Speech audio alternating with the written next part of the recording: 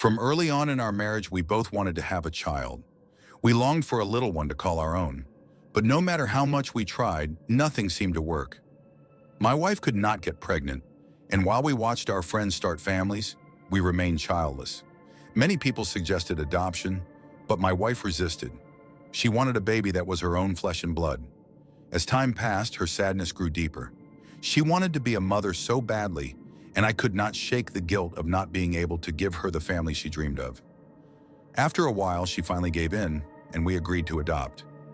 I did my best to cheer her up as we drove to her last doctor's appointment before heading to the adoption center. She sat quietly, not saying a word or even glancing in my direction.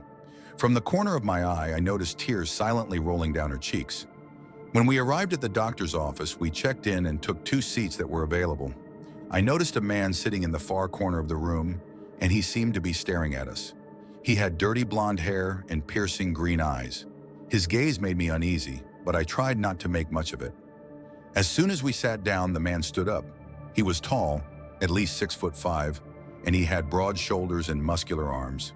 He walked over to us, and in a deep, unsettling voice, he said, "Having some trouble, Mr. and Mrs. Roberts." My wife shot me a confused glance, then turned back to the man. "Sorry, do we know you?" she asked. The man gave a low chuckle and extended his hand. "No, but let me introduce myself. My name is Kyle Waller, though many call me Lazarus." Not knowing what else to do, we shook his hand. I spoke up, feeling uneasy. "Is there something you need from us?"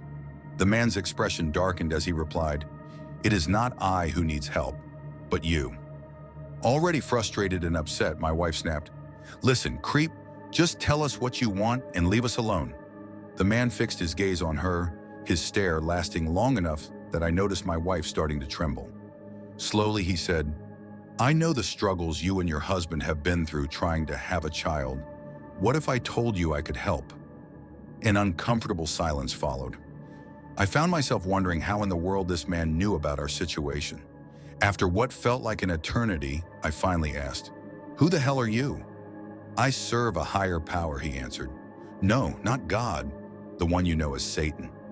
Before I could react, he raised his hand to silence me and continued, "I know what you are thinking, but neither I nor my master wish to harm you. We want to help. We have witnessed the suffering in this world, and we seek to ease it. I have been watching the two of you, and I have seen how much pain you both carry. I only want to relieve you of that burden, nothing more." I was at a loss for words, sitting there in shock, trying to make sense of what I had just heard. I glanced over at my wife, but she was frozen in place, unable to look away from the man. Her eyes were fixed on him, and I could tell she was as stunned as I was. The man spoke again, his voice calm but unsettling. "I understand this might be overwhelming, but please know that my intentions are purely to help you and this world." He then pulled a small bottle from his pocket. The liquid inside was a deep purple, with a faint shimmer that caught the light if you looked closely. He held the bottle up and turned to my wife, speaking directly to her. "I know how much you long for a child of your own," he said softly. "I have seen the countless sleepless nights, the tears you have shed when no one was watching." He held the bottle closer to her, almost as if he were offering her a lifeline. "Drink this, and your wish will come true." I could not believe my eyes when my wife reached out and took the bottle from his hand. I quickly spoke up, my voice filled with urgency. "Barbara, do not listen to him. He is insane. That stuff could be poison for all we know. We can still have a child. Even if it is not by blood, it will still be ours." She hesitated for a moment, staring at the bottle as if weighing her options. The man's voice broke the silence. "It is your choice. You can have your own child or someone else's." Panic surged through me as I watched her open the bottle, and without a second thought, down the strange liquid in one quick motion. My heart raced as she suddenly collapsed to the floor. "What did you do to her?" I screamed, lunging at the man and grabbing him by his shirt. He smiled calmly, unfazed by my anger, and said, "She will be fine. Give her a day to rest, and let the potion work its magic." In a blind rage, I punched him with all my strength, but he did not even flinch. The pain shot through my hand as I felt the bones crack, and I dropped to my knees, crying out in agony. When I looked up, the man had vanished. Nurses rushed over to us calling for help. I ignored the pain in my hand and scrambled to my wife's side, pressing my ear against her chest. Relief washed over me when I heard the steady thump of her heartbeat. I whispered softly to her, "You are going to be okay, Barbara. Everything will be all right." At the hospital, the doctors immediately took her in for a scan, while another checked my hand, confirming it was broken. After they put a cast on me, they led me to where Barbara was being examined. Once the scan was complete, the doctor came over to me with a calm expression. "Your wife is perfectly fine," he said. "No brain damage, no signs of injury at all." They moved her to a room and the nurses suggested I go home to rest as well. "I am not leaving her," I insisted. That night I tried to get some sleep in her room, but it was no use.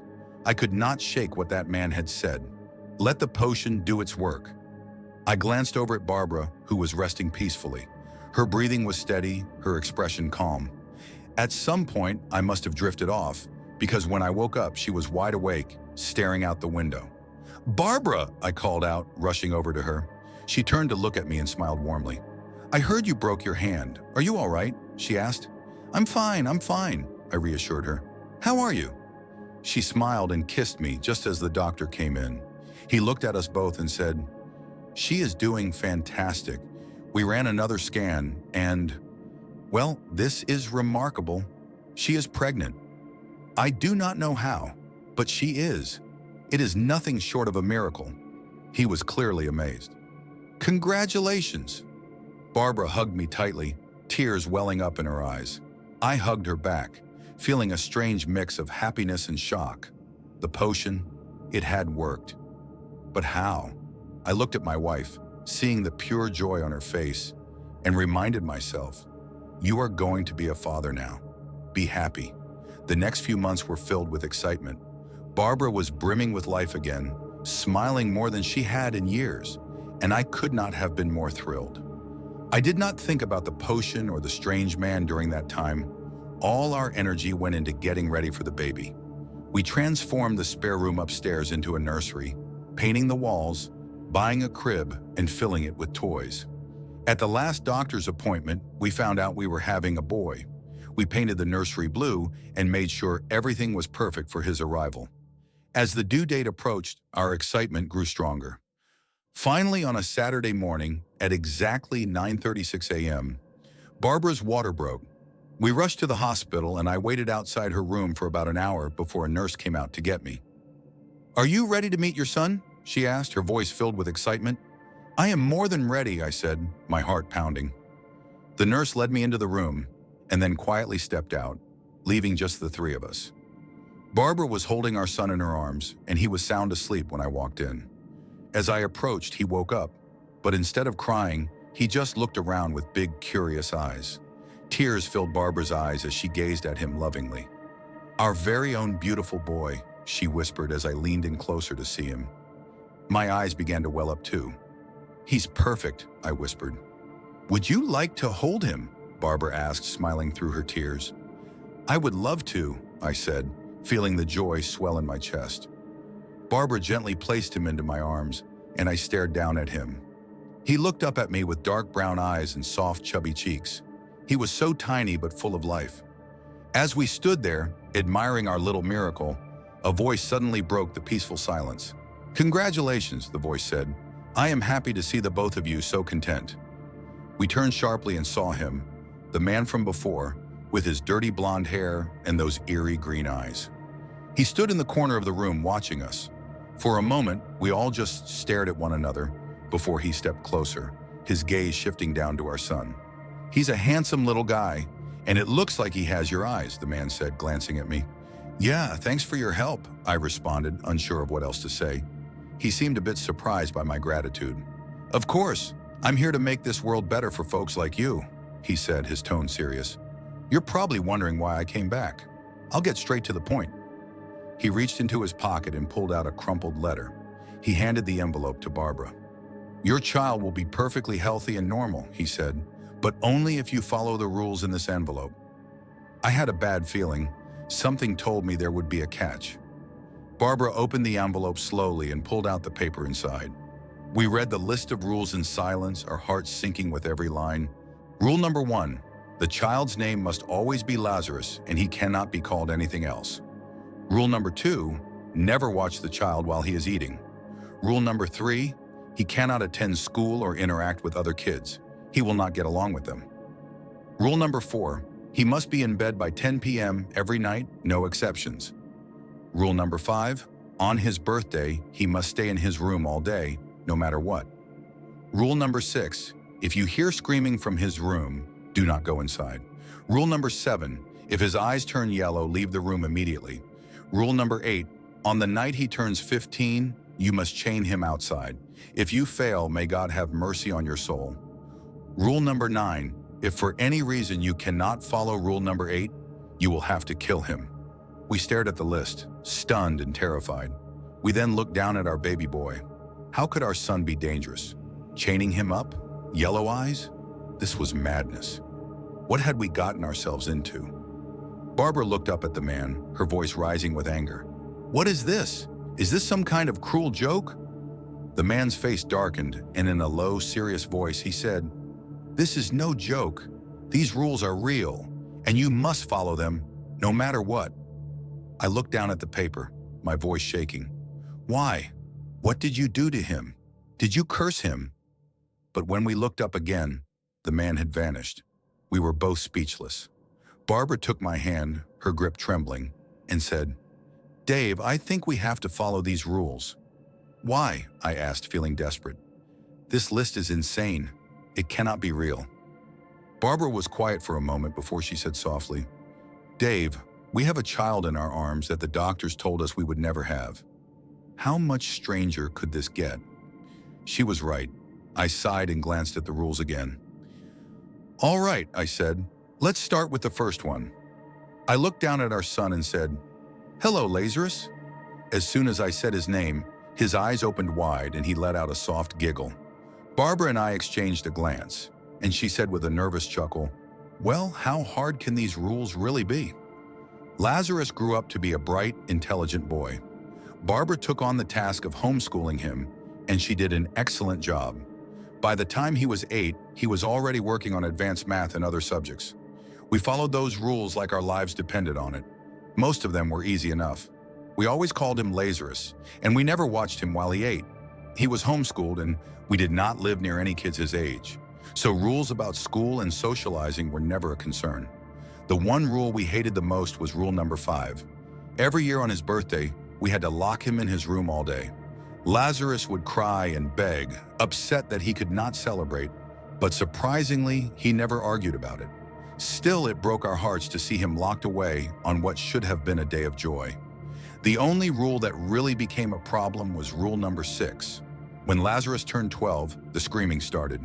Almost every night, his screams echoed through the house, so loud that it felt like the walls were shaking.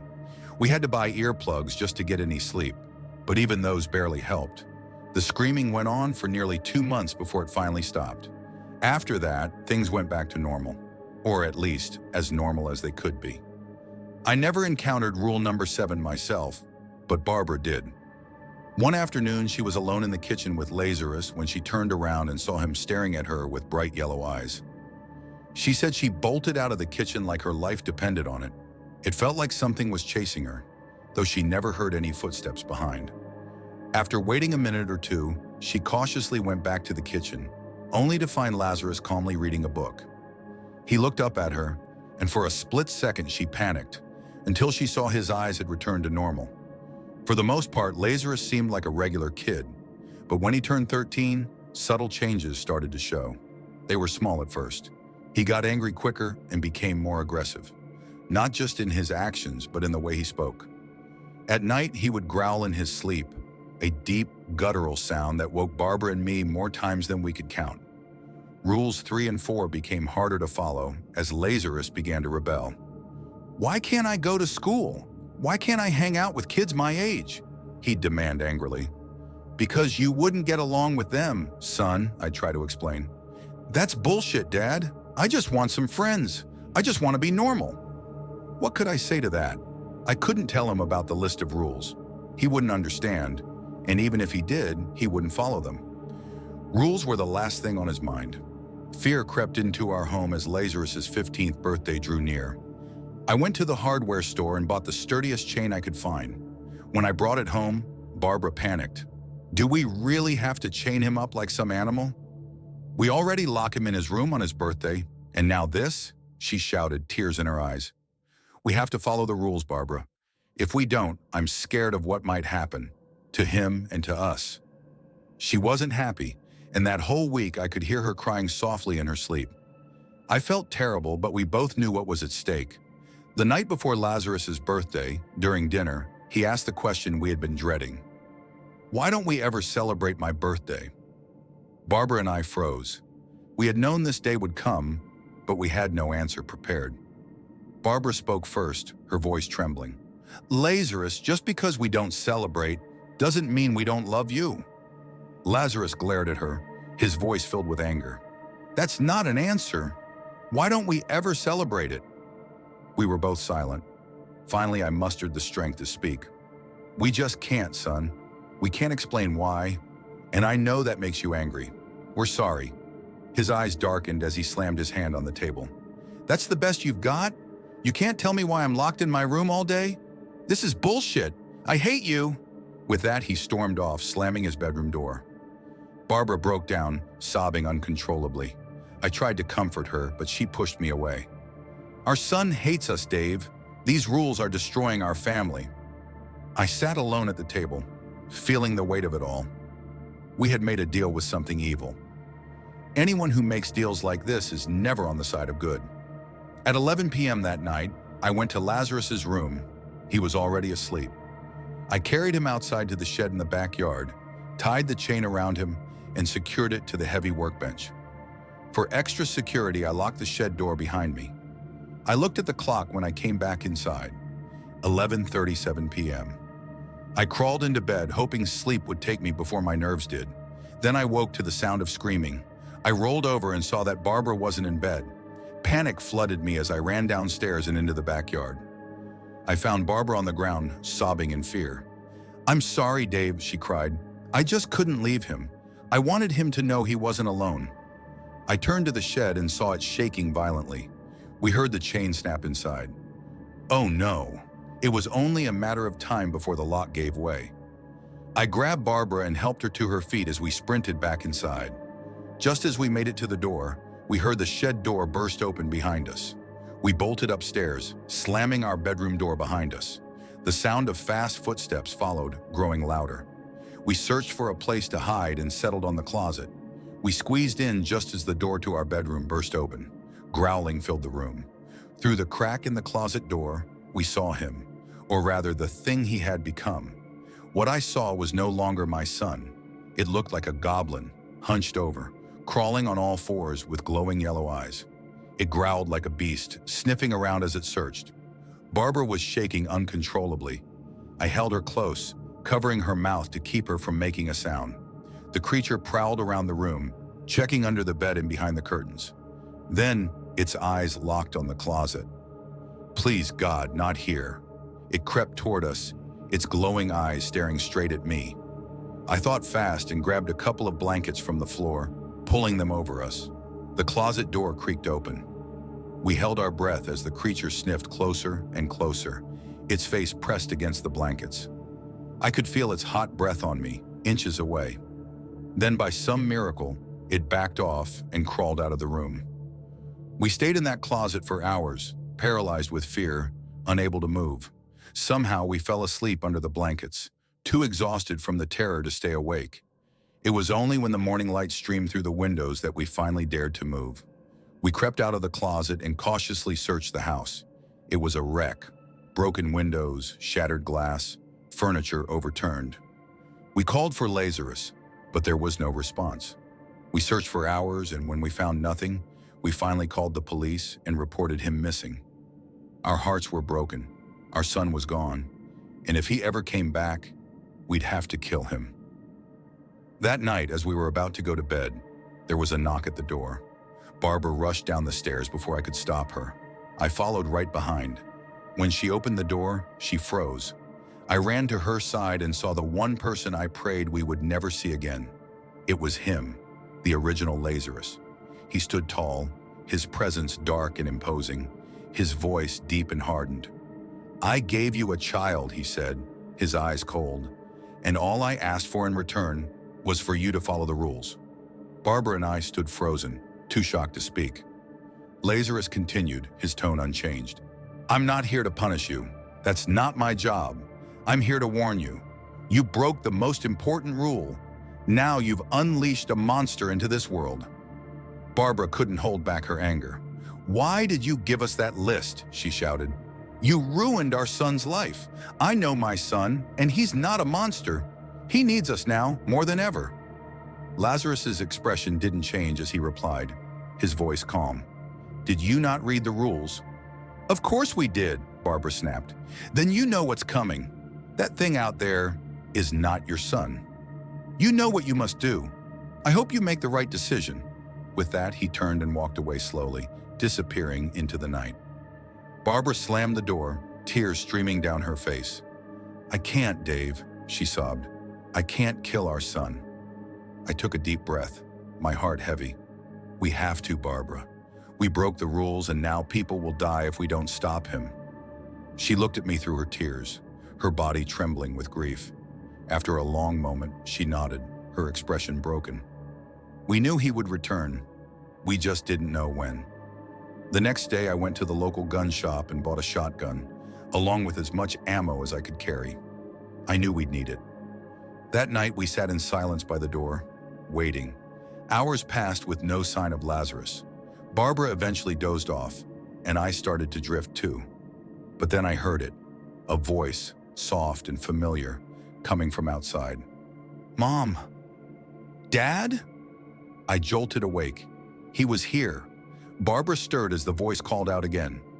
"Mom, I'm cold. I want to come inside. I'm sorry I yelled at you." Barbara's eyes filled with hope, and she started for the door. I grabbed her arm, stopping her just before she could open it. "That's not him, Barbara," I whispered. "Don't listen to it." She hesitated, her eyes filled with confusion. But when the voice called out again, it sounded so genuine. "Mom, please. I miss you."